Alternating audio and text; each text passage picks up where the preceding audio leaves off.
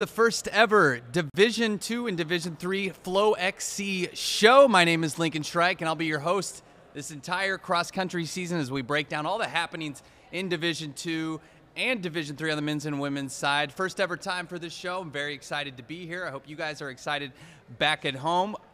For the first episode this week, we're going to break down the action so far. Mostly it's been some preseason meets, just some rust busters, but still our favorites and some contenders have really shown out on all four sides of D2 and D3, both men's and women's. So why not? Let's just get right to it. Starting on the Division II men's side, who has been most impressive so far? Well, guess what? It's number one Adams State, the defending champs. They have been dominant once again. Now they've only run one meet, and it was at home. Sydney Getabude, our number two individual, got the win. You'll see him next screen.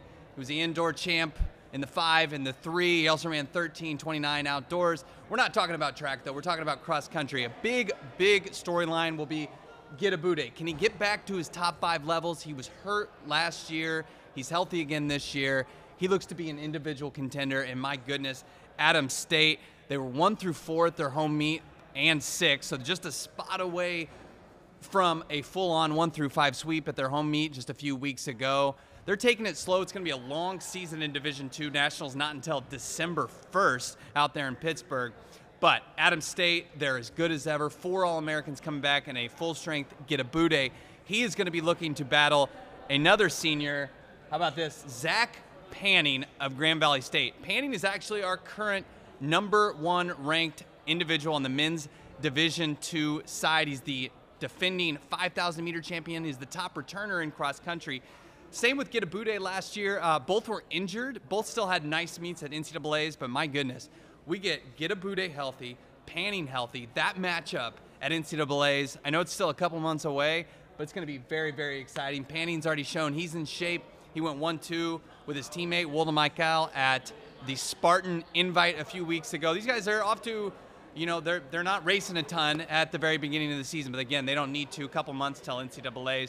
Panning healthy though, and Getabude healthy. That's going to be quite the matchup. All right, so we've highlighted our top team, Adams State. They look by far the best so far in the country. Our top 2 individuals, Panning number 1, Getabude number 2. Those 2 guys are looking great, but let's talk about some up-and-comers, guys that we haven't been talking about in the preseason, but have made some noise thus far during the short few weeks that we've had cross-country. Talking about Jacob Clems of Washburn. He's a guy that's going to move into our top 10 this week for the individual. It's going to slot into number 9 from Washburn. This guy, he won the Missouri Southern Stampede just last week. Very impressive run so far for him. 2 for 2 on the season. This guy was in the 30s last year at Nationals. He is looking to move up into a top 10 spot, and that's where we'll put him. Number 9 in the individual rankings for this week, September 25th. So we're going to keep an eye on this gentleman here. Here's a close-up view of Jacob Clems. He's winning that Missouri Southern Stampede, as you can tell there, beating some Division I guys. There was a pretty good field. Tulsa was there, and he also beat some studs on the D2 side as well. So Jacob Clems, a name you're going to want to watch out for. How about some more names? Other guys succeeding in the Division I realm despite being Division II athletes. Let's take a look. Dallas Baptist. Who are these 2 guys? You're going to want to know their names. This is Stetson Reyes and Andrew Curry. Reyes finished 5th last weekend at the Chili Pepper behind only a pro and then 3 Arkansas runners. So he was the top Division II, top non-D1 professional runner, ran about 24:30 there at Chili Pepper. That's not a joke. Stetson Reyes finished well outside All-American rankings last year. He's a senior, and so too is Curry. Curry was 11th at Chili Pepper. Reyes is going to slot into our number 10 spot on the FloXC Division II men's side. Curry's just outside that range right now, but these 2 guys, a dynamic duo. Also add in Trent Phelps for Dallas Baptist. They have a really solid 3-headed monster there in Dallas. Dallas Baptist, they're our 9th ranked team. They're going to move up a spot after a 3rd place showing at Chili Pepper. This is a team and a couple individuals to keep an eye on the men's side as they start to move up. Last year was just their first time at the NCAA meet, but Dallas Baptist, they are on the rise. All right, let's keep moving here. So we mentioned Zach Panning. How about his teammate, Sarah Berger? These are your 2 number 1 ranked FloXC individuals in Division II. We already highlighted Panning. I think we've said enough about him. Sarah Berger, she was also second at NCAA Cross last year. Her first season at Grand Valley State this year, transferred in for her final season of eligibility from Walsh. She was the Division II 1500 champion. She's made her debut for Grand Valley, finished 5th at the Spartan Invite. She is looking fantastic. So are her teammates there, Grand Valley State. They were only 6th last year, but they have so much talent. 4 All-Americans up there. They are holding strong at our #1 women's spot in Division II. Let's take a look, though, next at who is going to be pressuring them this season. Who else but the defending champs, led by the Flanagan sisters. It's Adams State. They, too, have run at their home meet there at Joe Vigil. They had a very strong showing there as well. Defending champs are going to put a lot of pressure on Grand Valley State in the Division II women's side. Also there, Western State. Now, this is an interesting team. Last year, just 9th, but they didn't have a lot of these ladies that they have running for them. First up, Alicia Konachek, 8-time NCAA Division II champion. She redshirted last year.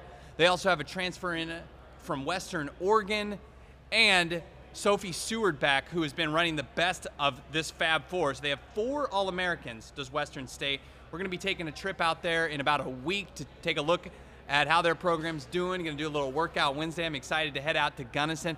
So those 3 teams, Grand Valley State, Adams State, and Western State, the 3 states, those are going to be the 3 teams to watch on the women's Division II side, and that's their order. Grand Valley State, Adams State, Western State, that's their order for now. They're sticking strong with our preseason rankings.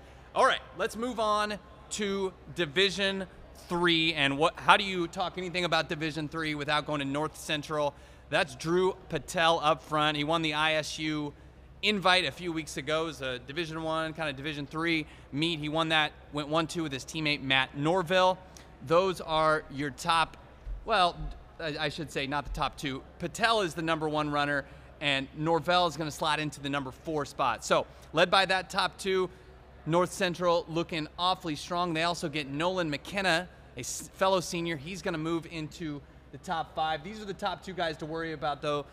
Patel's the top returner from NCAA's last fall for Division III, and he's looking very, very strong. Won some titles on the track.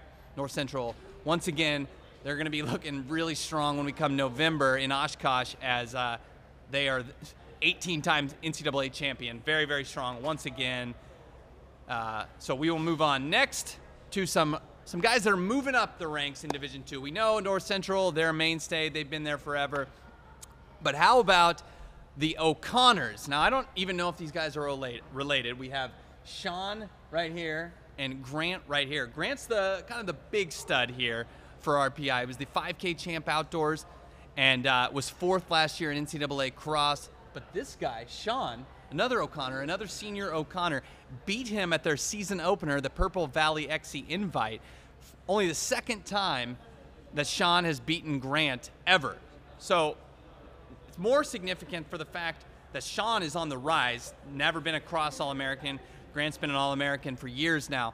If RPI, the Rochester Polytechnic, I believe that's we'll just call them RPI for now. There's a lot of those 3 initial names there out on the East Coast. RPI, if they have the 2 O'Connors up there, they're going to be looking very, very strong. And as such, let me pick up my notes here because we have them moving up. I say that, and I can't find my notes. Anyways, RPI is moving into the top 5 this season, led by an impressive run. They beat several ranked teams at the Purple Valley Invite, a dominant performance. They beat Amherst out there, who we previously had ranked in the top 6. So RPI is a fast-rising squad, maybe fighting for a podium spot here as they move into the top 5. Still early goings. We'll want to see them again, but the 2 O'Connors looking awfully impressive. Next, on to the women's side. You can't talk about Division III women's cross country without talking about Johns Hopkins. You see here Ellie Clausen. She's the top returner in Division III. She led her squad to a top 15 finish at the Battle of Beantown just last week. Now you say top 15, well, that's not a big deal. Well, it was a Division I meet, and Johns Hopkins more than held their own. They beat 9 Division I teams at that meet last week, led by Clausen. She was a top 50 finisher. Again, that was a very strong women's Division I meet, and the Division III champs looking for their 6th title in 7 years. They held their own, finished 15th. So they retained their #1 spot with that impressive run thus far.